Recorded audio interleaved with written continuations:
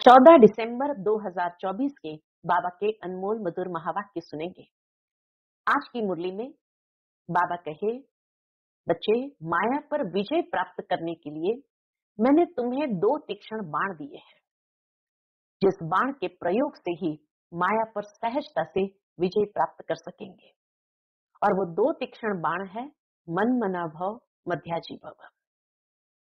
दूसरा, आज की बाबा की मुरली बहुत स्नेह भरी है, जिसमें बाबा कहे, जितना माता पिता को बच्चे प्रिय है, बच्चों को भी माता पिता अति प्रिय है। इसीलिए भारत के अंदर प्रार्थना गाई जाती है, त्वमेव माताश्च पिता त्वमेव। बाबा कहे, और कोई धर्म में ऐसी प्रार्थना नहीं गाई जाती है कि जहां सर्व संबंध हमारे एक बाबा के साथ हो, और जितना हम उस संबंध के आधार पर प्रेम से बाबा को याद करेंगे, उतना बाबा की मदद का अनुभव कर सकेंगे। बाबा कहे, बच्चे, अमृत वेले विशेष प्यार से बाबा को याद करो, तो बाबा भी सकाश देंगे, मदद का अनुभव कराएंगे। तो सुनते हैं आज के बाबा के अनमोल मधुर महावाक्य। ओम शांति।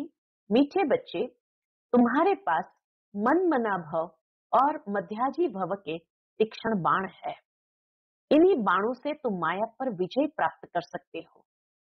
आज की मुरली से प्रश्न है, बच्चों को बाप की मदद किस आधार पर मिलती है? बच्चे बाप की शुक्रिया किस रूप से मानते हैं? उत्तर है, जो बच्चे जितना बाप को प्यार से याद करते हैं, उतना बाबा की मदद मिलती है। प्यार से बातें करो, अपना कनेक्शन ठीक रखो, श्रीमत पर चलते रहो, तो बाप मदद करता रहेगा। बच्चे बाप की शुक्रिया मानते, बाबा, आप परमधाम से आकर हमें पतित से पावन बनाते हो। आपसे हमें कितना सुख मिलता है, प्यार में आंसू भी आ जाते हैं। ओम शांति। बच्चों को सबसे प्रिय है कौन? बाबा कहे, बच्चों को सबसे प्रिय है माँ और बाप, और माँ बाप को फिर बच्चे है बहुत प्रिय। अब बाप जिसको त्वमेव माताश्च पिता कहते हैं, लौकिक माँ बाप को तो कोई ऐसे कह न सके। ये महिमा कोई लौकिक माता पिता के लिए तो नहीं है। ये महिमा है जरूर, परंतु किसकी है ये कोई जानते नहीं। अगर जाने तो वहां चला जाए और बहुतों को ले जाए, परंतु ड्रामा की भावी ही ऐसी है। जब ड्रामा पूरा होता है तभी आते हैं। आगे मूवी नाटक होते थे, जब नाटक पूरा होता था तो सभी एक्टर्स स्टेज पर खड़े हो जाते थे। यह भी बेहद का बड़ा नाटक है। यह भी सारा बच्चों की बुद्धि में आना चाहिए। सतयुग, त्रेता, द्वापर, कलयुग, ये सारी सृष्टि का चक्र है। 4 युगों का ये चक्र है। ऐसे नहीं, मूल वतन सूक्ष्म वतन में चक्र फिरता है। सृष्टि का चक्र यहाँ ही फिरता है। गाया भी जाता है, एक ओमकार सतनाम। गुरु नानक देव ने ये महिमा गाई है। तो बाबा कहे, महिमा किसकी है? बल ग्रंथ में भी सिख लोग महिमा करते हैं। गुरु नानक वाच, अब एक ओमकार, यह तो उस एक निराकार परमात्मा की ही महिमा है। परंतु ये लोग परमात्मा की महिमा को भूल गुरु नानक की महिमा करने लगते हैं। सतगुरु भी नानक को समझ लेते हैं। वास्तव में सृष्टि भर में महिमा जो भी है उस एक की ही है, और कोई की महिमा है नहीं। अभी देखो, ब्रह्मा में अगर बाबा की प्रवेशता नहीं होती तो यह कौड़ी तुल्य है। अभी तुम कौड़ी तुल्य से हीरे तुल्य बनते हो। परम पिता परमात्मा द्वारा बनाने वाला परम पिता परमात्मा है। अब है पतित दुनिया, ब्रह्मा की रात्रि। पतित दुनिया में जब बाप आते हैं और जो उनको पहचान लेते हैं, वह उन पर कुर्बान जाते हैं। तो कितनी गहरी बात बाबा ने कही। परमात्मा आते हैं पतित दुनिया में, और पतित दुनिया में जब बाबा आते हैं और जो पहचान लेते हैं, तो बाबा भी उन पर कुर्बान जाते हैं। आज की दुनिया में तो बच्चे भी धुंधकारी बन पड़ते हैं। देवताएं कितने अच्छे थे, अभी वह पुनर्जन्म लेते लेते तमो प्रधान बन गए हैं।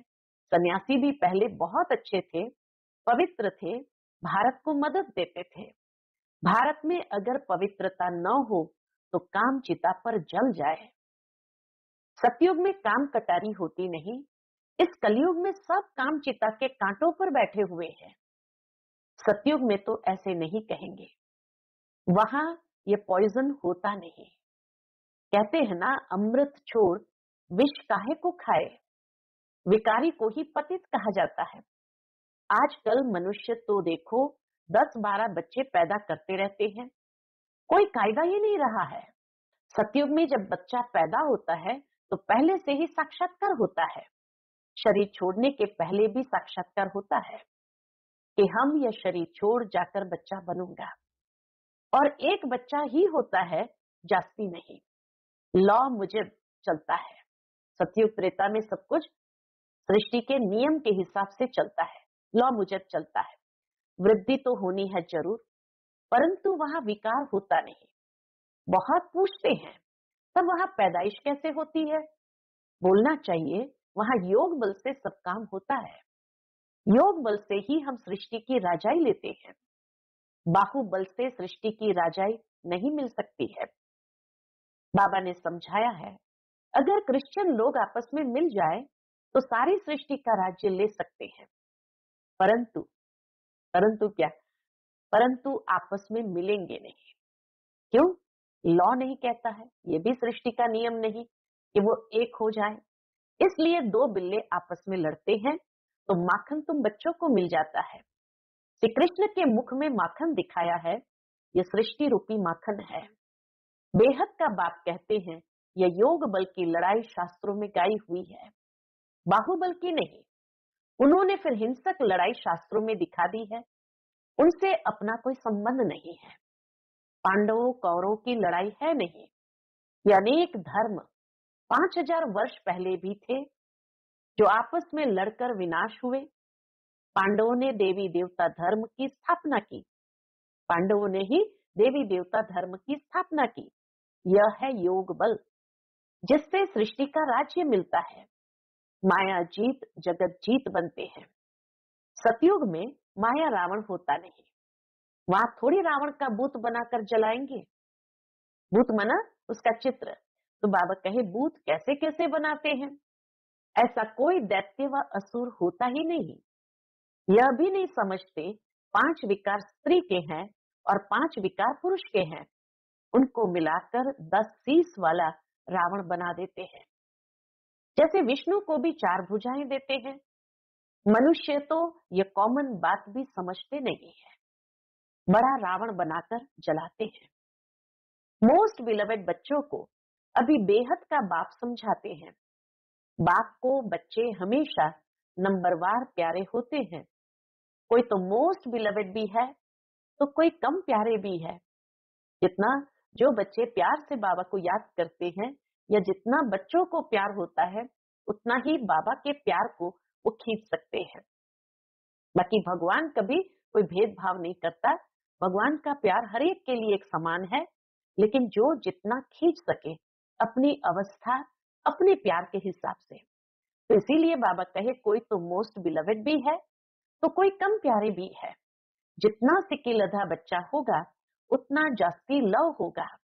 यहाँ भी जो सर्विस पर तत्पर रहते हैं, रहमदिल रहते हैं, वो प्यारे लगते हैं।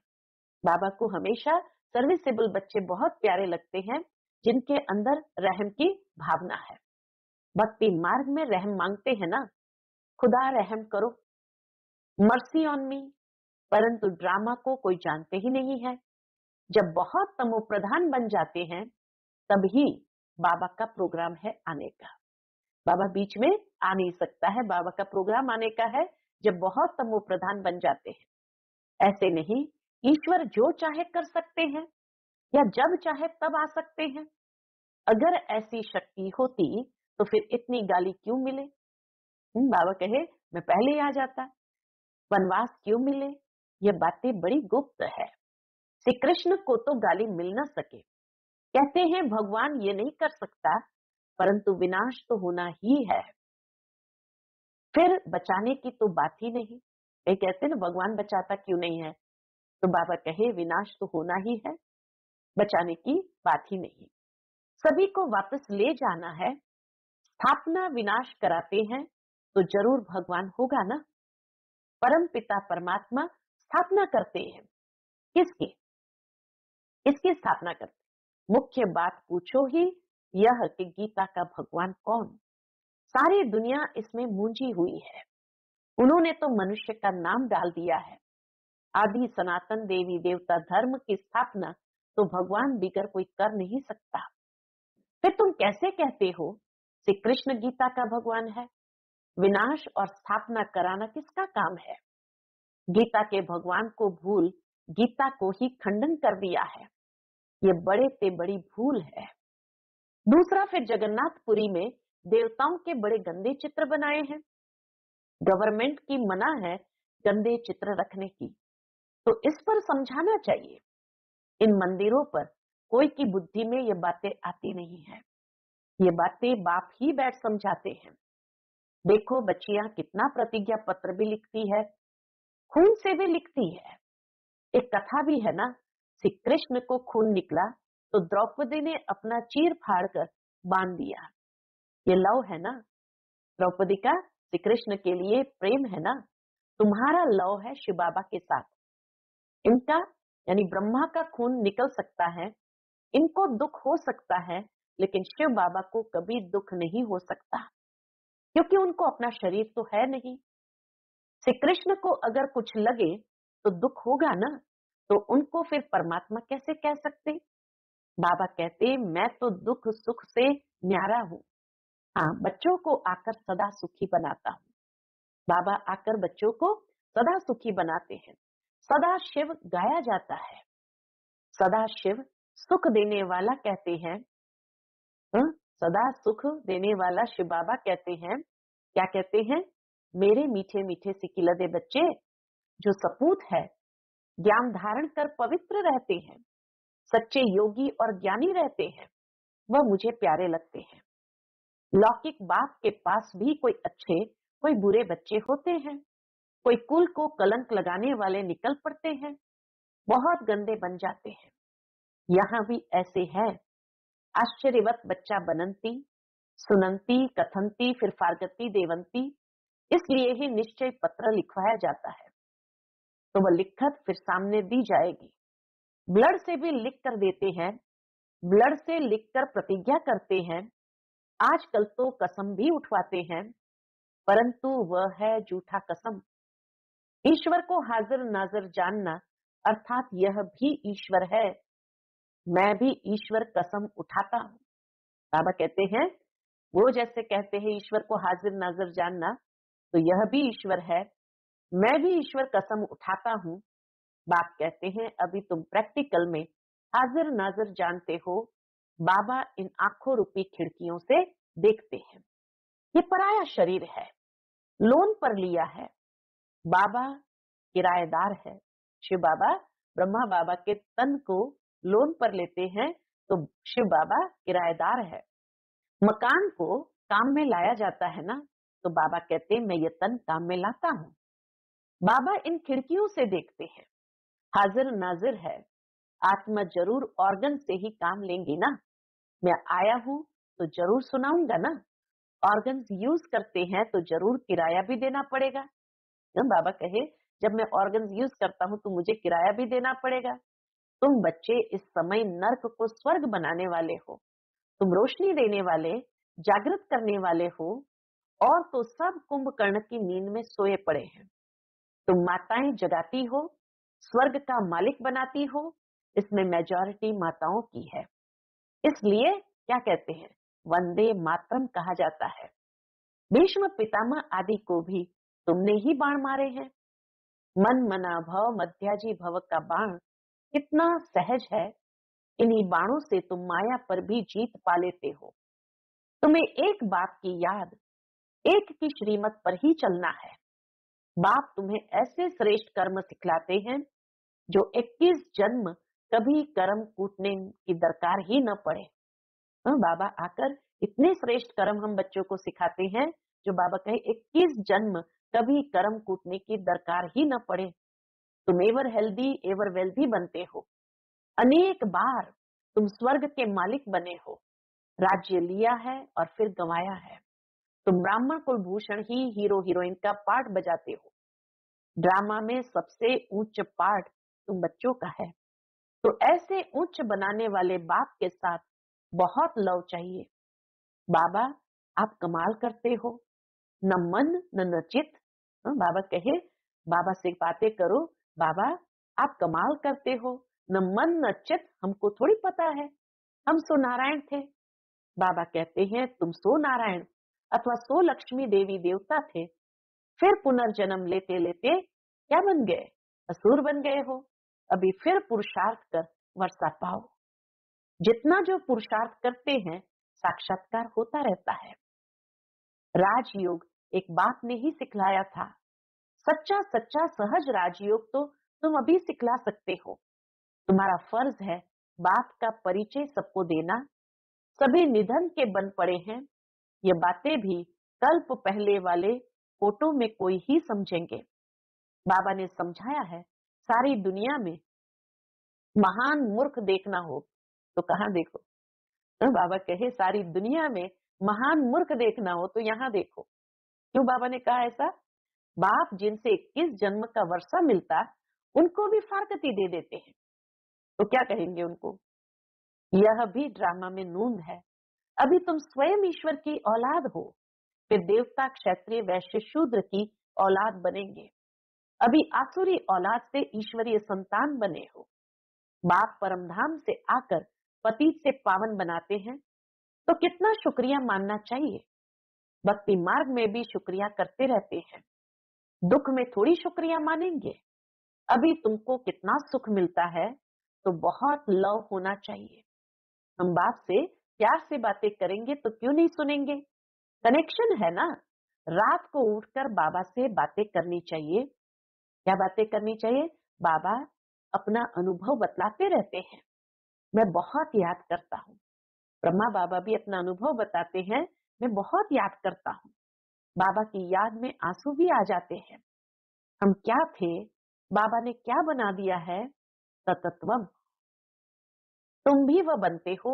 योग में रहने वालों को बाबा मदद भी देते हैं। आपे ही आंख खुल जाएगी, खटिया हिल जाएगी। बाबा बहुतों को उठाते हैं। बेहद का बाप कितना रहम करते हैं। तुम यहाँ क्यों आए हो? कहते हैं बाबा भविष्य में श्री नारायण को वरने की शिक्षा पाने आए हैं, अथवा श्री लक्ष्मी को वरने के लिए यह इम्तिहान पास कर रहे हो। कितना वंडरफुल स्कूल है, कितनी वंडरफुल बातें हैं। बड़े से बड़ी यूनिवर्सिटी है, परंतु गॉडली यूनिवर्सिटी नाम रखने नहीं देते हैं। एक दिन जरूर मानेंगे, आते रहेंगे, कहेंगे बरोबर कितनी बड़ी यूनिवर्सिटी है।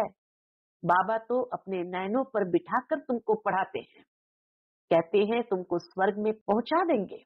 तो ऐसे बाबा से कितनी बातें करनी चाहिए। फिर बाबा बहुत मदद करेंगे। जिनके गले घुटे हुए हैं उनका ताला खोल देंगे। रात को याद करने से बहुत मजा आएगा। बाबा अपना अनुभव बतलाते हैं, मैं कैसे बातें करता हूँ। अमृत वेले, ब्रह्मा बाबा अपना अनुभव बतलाते हैं, मैं कैसी बातें करता हूँ अमृत वेले। बाप बच्चों को समझाते हैं, खबरदार रहना। किस बात के लिए कहते खबरदार रहना? कुल को कलंकित नहीं करना। 5 विकार दान में दे, फिर वापस नहीं लेना। अच्छा, मीठे मीठे सिकिल दे बच्चों प्रति माता पिता बाप दादा का याद प्यार और गुड मॉर्निंग। रूहानी बाप की रूहानी बच्चों को नमस्ते। हम सभी रूहानी बच्चों की रूहानी माता पिता बाप दादा को याद प्यार, गुड मॉर्निंग और नमस्ते। नमस्ते, शुक्रिया बाबा, शुक्रिया। आज की मुरली से धारणा के लिए मुख्य सार है। पहली पॉइंट, बाप का प्रिय बनने के लिए रहमदिल बन सर्विस पर तत्पर रहना है। सपूत आज्ञाकारी बन सच्चा योगी व ज्ञानी बनना है। दूसरी पॉइंट, अमृत वेले उठ बाप से बहुत मीठी मीठी बातें करना है। बाप का शुक्रिया मानना है। बाप की मदद का अनुभव करने के लिए मोस्ट बिलवेड बाप को बड़े प्यार से याद करना है। आज का बाप दादा का मधुर वरदान हम बच्चों के प्रति है, सदा उमंग उत्साह में रहे, मन से खुशी के गीत गाने वाले अविनाशी खुशनसीब भव। सदा उमंग उत्साह में रहे, मन से खुशी के गीत गाने वाले अविनाशी खुशनसीब भव। आप खुशनसीब बच्चे अविनाशी विधि से अविनाशी सिद्धियां प्राप्त करते हो। आपके मन में सदा वाह वाह की खुशी के गीत बजते रहते हैं। वाह बाबा, वाह तकदीर, वाह मीठा परिवार, वाह श्रेष्ठ संगम का सुहावना समय, हर कर्म वाह वाह है। इसीलिए आप अविनाशी खुशनसीब हो। आपके मन में कभी वाई आई क्यों मैं अ, नहीं आ सकता। वाई माना क्यों, आई माना मैं, ये नहीं आ सकता है। वाई के बजाय वाह वाह और आई के बजाय बाबा बाबा शब्द ही आता है। आज का स्लोगन है, जो संकल्प करते हो उसे अविनाशी गवर्नमेंट की स्टैंप लगा दो तो अटल रहेंगे। जो संकल्प करते हो उसे अविनाशी गवर्नमेंट की स्टैंप लगा दो तो अटल रहेंगे। अच्छा, ओम शांति।